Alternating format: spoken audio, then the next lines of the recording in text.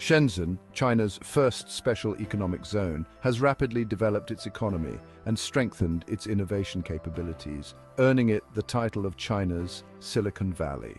Along with the booming economy and rising industrial production levels came an increasing demand of labor, particularly in low-skilled factory positions. Millions of young men see this opportunity, leaving their rural towns and villages in hopes of settling down in the city of prosperity.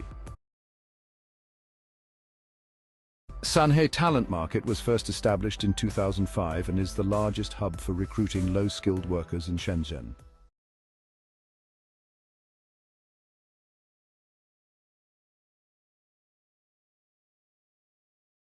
Many workers dreamed of a bright future ahead despite their limited educational background and vocational skills. Soon they realized this was not the case, as their opportunities were limited to factory work that paid minimum wage. Eventually they became tired of the monotonous tasks and decided to quit.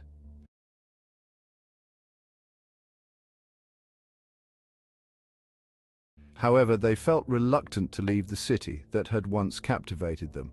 As a result, they began searching for daily wage jobs such as security guard and delivery positions.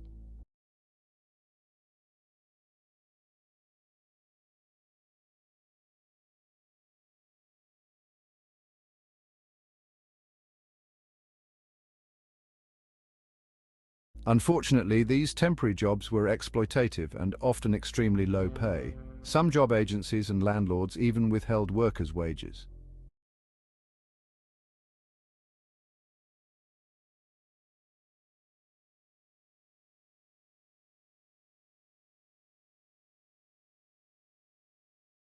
The local community Sanhe promised solace to those struggling to make a living by offering affordable food, clothing, and housing. Sanhe helped ease the burden of financial pressures.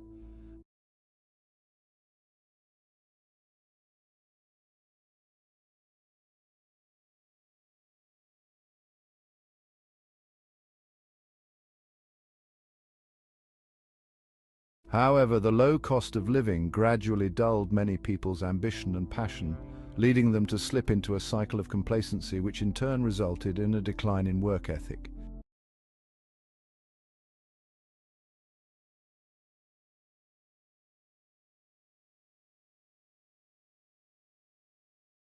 After COVID-19, the Chinese government implemented the relocation of the Sanhe labor market to build more skyscrapers and fancy housing, which would attract high-income households and tourists.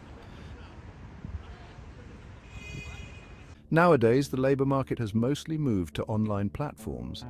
A job seeker sees recruitment on the Sanhe official account. Then an individual approaches the manager via the Chinese messenger application WeChat and submits a resume. If the application is successful, he or she can work.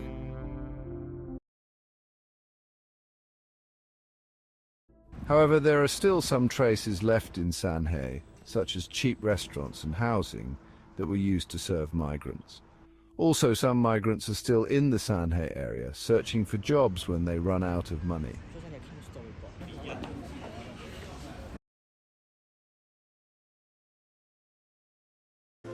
The Chinese government has put some effort into helping migrants get out of the trap of poverty. The government provided free counseling as well as job guidance to allow them to find better paid jobs. Especially counseling sessions were crucial for migrants who were trapped in cycles of guilt and frustration, spending days in internet bars or on the streets. With these policies, some people could get a better life. Zhong Hang, who spent 5 years in Sanhe, said counseling sessions helped him accept reality. He went back to his hometown in Guangdong to breed crayfish. Now he is enjoying his new life with his children.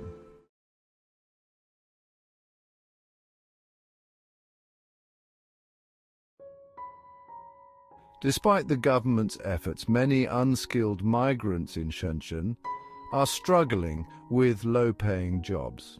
The work is often simple and exhausting, not allowing them to equip themselves with better skills. In contrast to the rising cost of living, their wages remained low.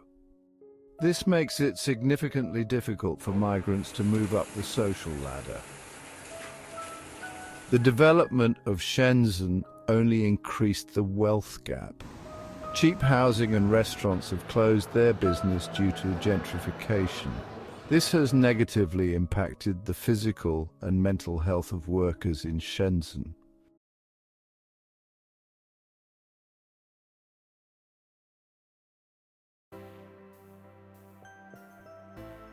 To address this issue, the Chinese government should approach with multifaceted solutions. The government should attract foreign direct investment and enterprises to create more jobs and offices in rural areas of China.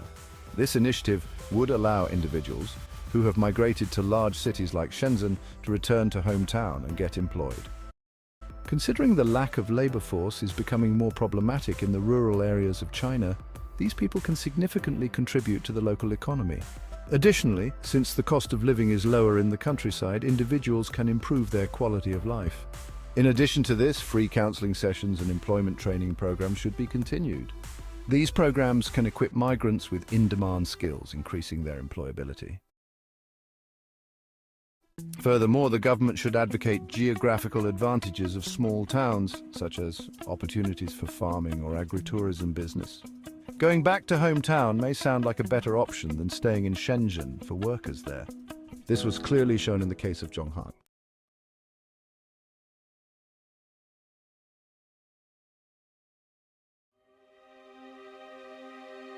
For migrants without IDs, the government must set up policies for reobtaining legal identification.